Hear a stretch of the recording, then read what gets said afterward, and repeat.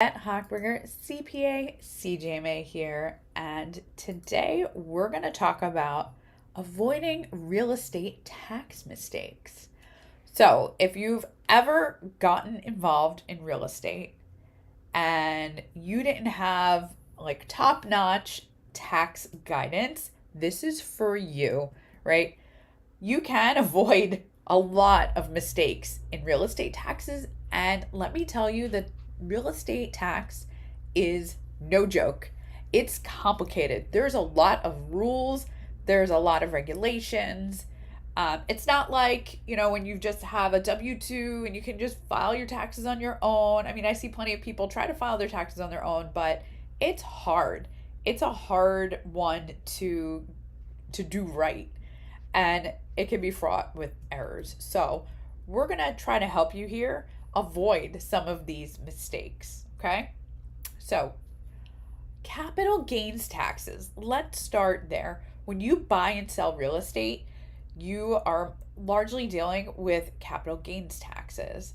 And the thing that's great about that is there's a potential to really bring down your tax if you can follow a couple rules. So, number one, hold it for more than 1 year. Your holding period really, really, really matters, right?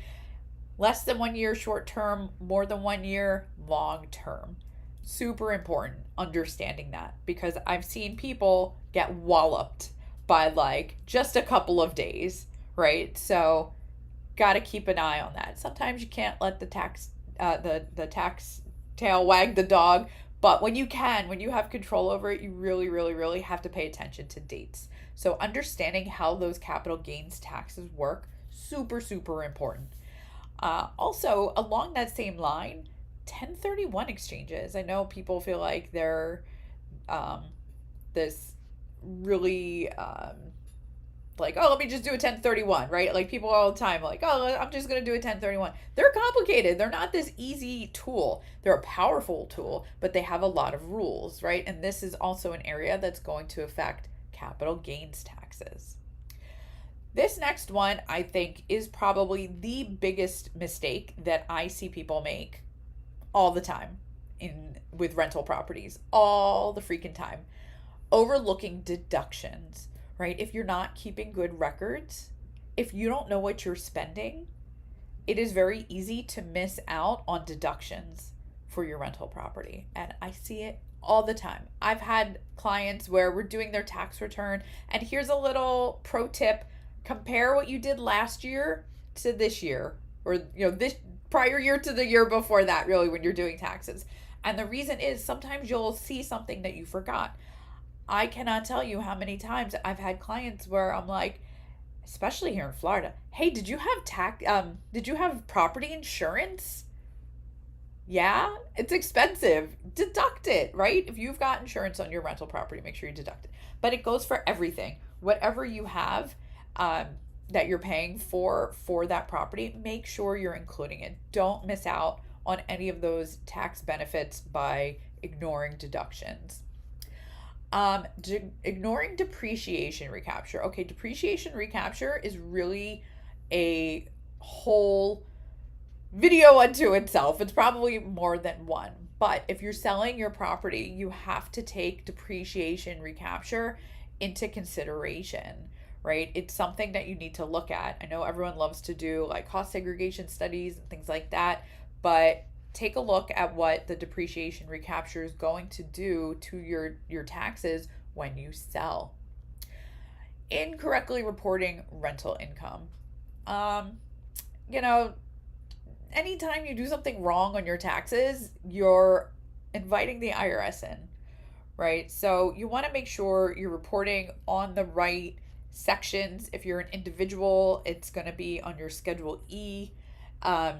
If you're doing a business return, it's a little bit different. It looks like a Schedule E, but it's a different form, but same format, right? But make sure you're getting your rental in the correct place. Now, we can have a whole discussion again about short-term rentals and is it in Schedule E versus Schedule C, right? That's, again, another video. But if you're strictly a rental, make sure you're getting it on that Schedule E. Make sure you're listing everything out that form wants on there. Don't give the IRS any reason to come look at you. Do it the right way and fill out the form the right way. Neglecting state and local tax obligations. Oof, this one's rough for Floridians. Like, we don't understand this concept of state and local taxes, but some of you unfortunate souls out there that live in other states, or if you're a Floridian and you own a property in another state, you might not be thinking about the fact that you do need to file a return potentially in that state, right? And if you've got an LLC holding your property in another state, you might have obligations based on that in that state. So you really have to pay attention to what your filing requirements are. Ohio, oof, you're rough over there, Ohio. So many of your cities have tax obligations, which it kind of sucks, not gonna lie. But it's just something to be aware of. And of course, there's, the biggest city of all, New York City. Obviously, you've got some filing obligations there, right? So you just need to be aware, especially if you're not used to filing state and local taxes like us Floridians. Just be aware of what you're getting into when you buy properties in other states, in other municipalities. Like, what are the requirements there? Because you might be surprised if you didn't take that into consideration when you were first getting into that property. And then failing to consider the tax effect of financing, right? So what a lot of times folks don't understand, and this goes for your primary residence too. This isn't just rental properties. If you've got a mortgage on your property, that entire mortgage payment is not deductible. It's only the interest.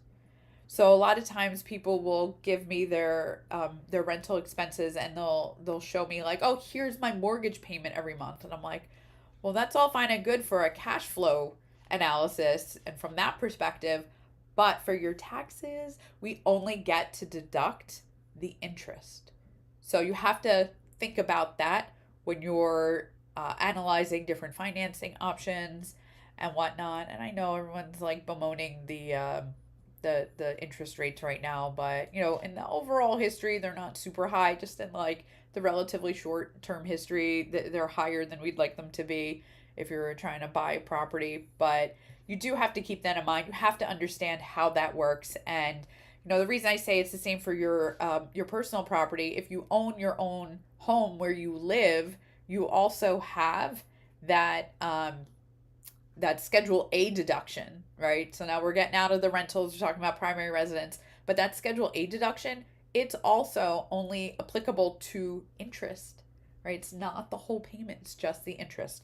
So those have been real low in the last couple of years. People haven't had big interest deductions, but now your mortgage payments might be a little bit bigger if you bought more recently.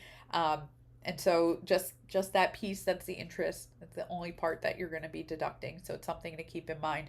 Don't try to write off the whole thing. It's not all deductible. So, we covered a lot.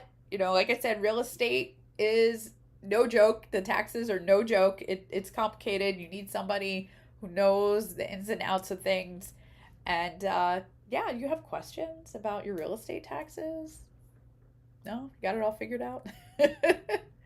I hope most people get it figured out. But if you've got questions, if you're thinking about buying, if you're trying to figure out what does it look like, what's it going to do to my taxes, we help clients with that kind of question all the time. So throw us a like, drop a comment, get in touch, schedule a meeting, and we'll see you next time.